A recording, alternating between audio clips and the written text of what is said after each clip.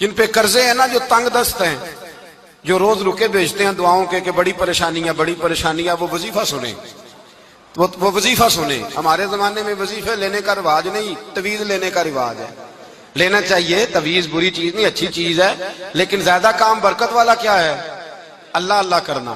ایک تابعی بزرگ، تابعی ہیں، صحابی کے شاگرد ہیں، فرماتے ہیں میں مسجد اقصی میں گیا، فلسطین میں مسجد اقصی میں، ایک شخص کو میں نے دیکھا، بڑا نورانی چہرہ اس کا، اور بڑا اس کے وجود کے اندر عجیب سی کشش، خوشبو دور تک پھیلی ہے۔ وہ بندہ نا نماز نہیں پڑھ رہا تھا، سجدہ ہی کرتا جا رہا تھا، ایک سجدہ، دوسرا سجدہ، تیسرا سجدہ، اور سجدہ کرتا تو دیر تک سجدہ کرتا، پھر سجدہ کرتا تو دیر تک۔ کہتے ہیں جب وہ فارغ ہوا تو میں نے گزارش کی، کہتے ہیں جب وہ فارغ ہوئے تو میں نے گزارش کی، میں نے کہا بزرگوں ایک بات پوچھنے کو دل کرتا ہے۔ انہوں نے کہا پوچھو۔ کہنے لگے آپ اتنے سجدے کیوں کرتے ہیں؟ کہتے ہیں میں نے پوچھا تو بزرگوں نے رونا شروع کر دیا، اتنا روئے کہ ہچ کی بد گئی۔ پھر میں نے کہا حضور میں نے کوئی غلط بات پوچھ لی، آپ تو پریشان ہو گئے۔ کہنے لگے پھر رونے لگے۔ میں نے پھر کہا حضور آپ، میں نہیں پوچھتا سوال، کرتے پھر رونے لگے، 3 دفعہ روئے تو کہنے لگے سنو میں رسول اللہ کا صحابی ہوں، میں نبی پاک کا، میں نے اپنے حبیب سے سنا ہے کہ جب کوئی بندہ رب کو ایک سجدہ کرتا ہے تو اللہ اس کے گناہ معاف کرتا ہے، ایک سجدہ کرتا ہے تو اللہ کیا کرتا ہے؟ بولیے، اللہ گناہ بھی معاف کرتا ہے، رب اسے نیکی بھی عطا کرتا ہے، اور اپنی بارگاہ میں اس کا درجہ بھی بلند فرماتا ہے۔ ایک سجدہ اور 3 فائدے، گناہ بھی معاف ہوئے، نیکی بھی ملی، اور درجہ بھی بلند ہوا۔ کہتے ہیں یہ کہہ کے بزرگ پھر رونے لگے۔ جب وہ خاموش ہوئے تو میں نے کہا حضور اگر ناراض نہ ہوں تو مجھ پر تو کیفیت ہی عجیب طاری ہو گئی ہے، آپ کے اس رنگ نے میرا بھی رنگ بدل دیا ہے، پوچھ سکتا ہوں آپ کون ہیں؟ پوچھ سکتا ہوں آپ کون ہیں؟ کہتے جب میں نے سوال کیا تو انہوں نے پھر آنسو پونچھے، کہنے لگے میں رسول اللہ کا نوکر ابو ذر غفاری ہوں، میں ابو ذر غفاری ہوں، میں اپنی زندگی سجدے میں بتانا چاہتا ہوں، میں وقت اللہ کے حضور سجدہ کر۔ ہمارے ہاں میں نے اس دن بھی کہا تھا، ہمارے ہاں لوگوں نے بہانہ بنا لیا ہے حضور بخشوا دیں گے، محفل نعت 6 گھنٹے کی، نماز 5 منٹ کی، حضور بخشوا دیں گے۔ سنو نا جنہیں حضور بخشوا رہے ہیں، حضور انہیں بتا کیا رہے ہیں؟ حضور انہیں بتا کیا رہے ہیں؟ اللہ اکبر، کیا انداز ہے۔ حضرت ربیعہ بن کعب کہتے ہیں میں حضور کو وضو کرایا کرتا تھا، بخاری مسلم میں۔ ایک دن حضور نے فرمایا سل یا ربیعہ، ربیعہ کچھ مانگ لو، تو کہتے ہیں میں نے مانگا تو پھر میں نے بھی وہ چیز مانگی جو سب سے قیمتی تھی۔ میں نے کہا حضور جنت میں وہ والا مکان چاہیے جس کی دیوار کے دوسری جانب آپ کا حجرہ انور ہو، جس کی دوسری سائیڈ پہ آپ کا گھر ہو، تو اڈی میری کاند سانجی ہو گئی، وہ والا مکان چاہیے۔ تو نبی پاک نے فرمایا جا تجھے دیا، جا تجھے، بولیے جا تجھے، کمال ہو گئی، جا تجھے دیا۔ کون دیتا ہے؟ دینے کو منہ چاہیے، دینے والا ہے سچا ہمارا، میں جا تجھے دیا۔ ایک میری بات یاد رکھنا، حضور کیا فرمایا؟ اپنی زندگی میں سجدے زیادہ کرنا۔ کیا زیادہ کرنا؟ چلو سارے بولے ایک دفعہ، کیا کرا؟ کیا زیادہ کرنے؟ تو حضور بھی فرماتے ہیں میرا جنت میں پڑوسی وہ ہوگا جو سجدے زیادہ کر کے آئے گا۔ تو میرے بھائی اگر تو سجدہ ہی نہیں کرتا، تو اس لذت سے ہی ناشنا ہے، نماز جلدی کی، باقی سارے کام لیٹ کے، مسجدوں میں بیٹھے ہیں لوگ، خوش گپیاں چل رہی ہیں، بڑے بڑی لمبی، نماز کا وقت ہے تو چھوٹی ہو گئی، فٹافٹ کرو۔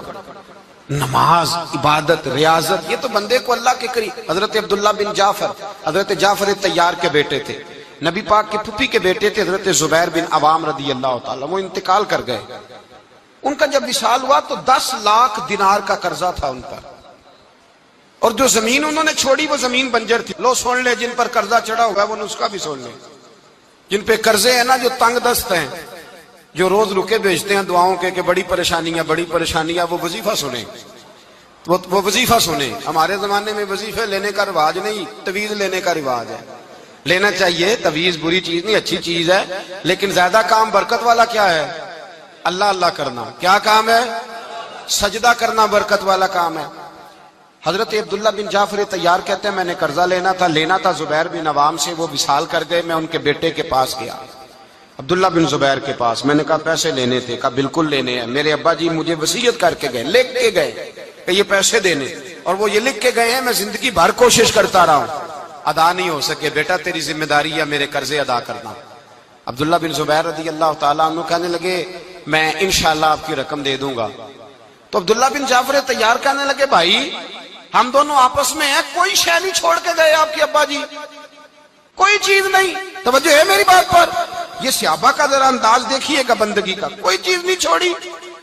تو حضرت زبیر بن عوام کہنے لگے ایک زمین کا ٹکڑا ہے وہ بھی بنجر ہے, اس میں بھی کوئی کھیتی نہیں اگتی, سبزہ نہیں ہوتا, بنجر ہے, پانی کوئی نہیں, اور وہ اتنی خشک ریتلی زمین ہے کہ بڑا مشکل کام ہے وہاں سیراب کرنا, بے آباد زمین ہے. حضرت سیدنا عبداللہ بن جعفر کہنے لگے تو اس طرح کر, وہ مجھے ساری نہ دے, اس میں سے تھوڑی سی مجھے دے دے, میں 10 لاکھ دینار کے عوض وہی رکھ لیتا, تیرے باپ کا قرضہ ادا ہو گیا, دے تو صحیح. انہوں نے کہا آپ کیا کریں گے, وہ تو کسی کام کی نہیں, چند کوڑیوں کی بھی نہیں, فرمایا مجھے دے دو, میں جانوں اور میرا کام جانے. او بھائی یہ تھے بندگی والے لوگ, یہ تھے جن کا رب سے رشتہ ہے, جنہوں نے حضور کے صلی اللہ علیہ وسلم کے پاس بیٹھ کر بندگی سیکھی تھی. کہتے زمین کا ٹکڑا لے لیا, بنجر بے آباد ریتلی زمین, جب میرے حصے میں آئی پہلے دن اپنے غلام سے کہنے لگے جو جگہ تجھے زیادہ سخت لگتی ہے نا وہاں میرا مصلی بچھا دے, جو تجھے زیادہ بنجر بے آباد لگتی ہے وہاں مصلی بچھا, مصلی بچھا. غلام نے مصلی بچھایا تو عبداللہ بن جعفر نے اللہ اکبر کہہ کے نیت باندھی. یہ حضرت جعفر طیار کے بیٹے ہیں, حضرت علی کے بھتیجے, انہوں نے نیت باندھی نماز کی, سر سجدے میں رکھا, رونے لگے, کہنے لگے اللہ میں بھی تیرا بندہ اور جس سے لینے تھے وہ بھی تیرا بندہ, خدا بندہ ہمارے درمیان مہربانی فرما, کرم نوازی کر, رحمت کا فیصلہ فرما. اتنا روئے کہ مصلی بھیگ گیا. کہتے اتنا تڑپ رہے تھے کہ صحابہ اکٹھے ہو گئے ان کے گرد, مصلی بھیگ گیا.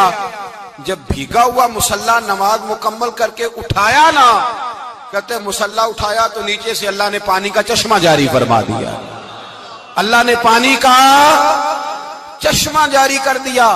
فرمایا بناؤ حوض, کرو کھیتیاں سیراب.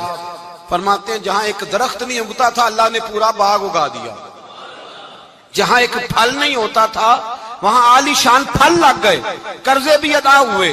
حضرت زبیر بن عوام کے بچوں کے پاس مال دولت بھی بچ گیا. لوگ جب کہتے ہیں یہ ساری کس چیز کی برکت ہے, اور فرماتے یہ ساری سجدوں کی برکت ہے, یہ رب کی بندگی کی برکت ہے, یہ اس کی بارگاہ میں نماز پڑھنے کی. مسلمان توجہ نہیں کرتا, توجہ نہیں. جاگ رہے ہیں آپ حضرات؟ یہاں کوئی حکومت اعلان کرے نا کہ ہر نماز کے بعد 500 روپیہ, کتنا جی؟ میرے خیال کسی بھی نہیں ہونا مسجد جی, آن گے کہ نہیں؟ نہیں تھوڑے جے بول دے ہو, جڑے نہیں بول دے ہونا تو بالکل ہی نہیں نہ ہونا, ہونا پکا پتہ لگ. او خدا کے بندو بات سمجھو, رب فرماتا ہے تو مسجد آدھا میں تجھے برکت عطا کروں گا. کئی جگہ مسائل نہیں بنا دیے گئے, وہ چھوڑو دیے تو نفل ہے, چھوڑو دیے تو غیر مؤکدہ ہے.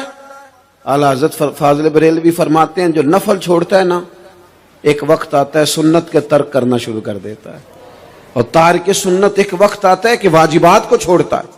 چونکہ وہ سیلاب اچانک نہیں آیا کرتے, پہلے چھوٹا سا سوراخ ہوتا ہے, دریا کے کنارے چھوٹا سوراخ ہوتا ہے, بند نہ کیا جائے تو بڑا ہو جاتا ہے, پھر اور بڑا ہو جاتا ہے, پھر وہ سیلاب بن جاتا ہے. کیا ہوتا ہے کہ جب ہم دیر کرتے ہیں, آپ دیکھ لیں دنیا داری میں لوگ کتنے آگے نکل گئے, کتنے دنیا داری کی جو چیزیں آئیں وہ غالب ہو گئیں. میں آپ سے پوچھا ہوں جتنے لوگوں کے پاس موبائل ہیں اتنے لوگ نمازی بھی ہیں. موبائل بعد میں آ کے غالب ہو گیا سب پہ, اور نماز آپ یہ ایوریج نکالے نا, جتنے لوگ فیس بک پہ ہیں اتنے لوگ دینی تعلیم کے میدان میں بھی ہیں, پڑھنے پڑھانے کا مزاج بھی رکھتے ہیں. جتنی نصیحتیں کرنے میں آج لوگ نکلے ہوئے ہیں کیا اتنی خیر بھی دنیا میں بٹ رہی؟ جتنی جدید ٹیکنالوجی آ گئی سب ہم نے حاصل کر لی, بری بات نہیں, ٹھیک ہے, اچھی بات. لیکن سوال یہ ہے کہ وہ باتیں جو سالوں سے ہو رہی ہیں اور جو ہمارے دین کے فرائض میں شامل ہیں ان پر عمل کب ہوگا؟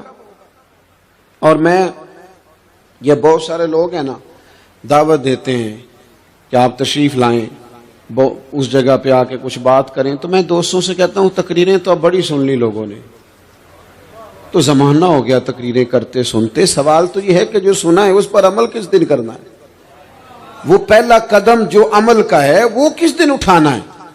یہ کوئی گورکھ دھندا تو نہیں ہے نا کہ نشستن گفتن برخاستن۔ دیکھیں نا قرآن مجید کی آیات نازل ہوتی تھی، صحابہ دوڑ پڑتے تھے عمل کرنے کے لیے۔ لن تنالوا البر حتى تنفقوا مما تحبون، تم بھلائی کو نہیں پہنچو گے جب تک اپنی پیاری چیز خرچ نہ کرو۔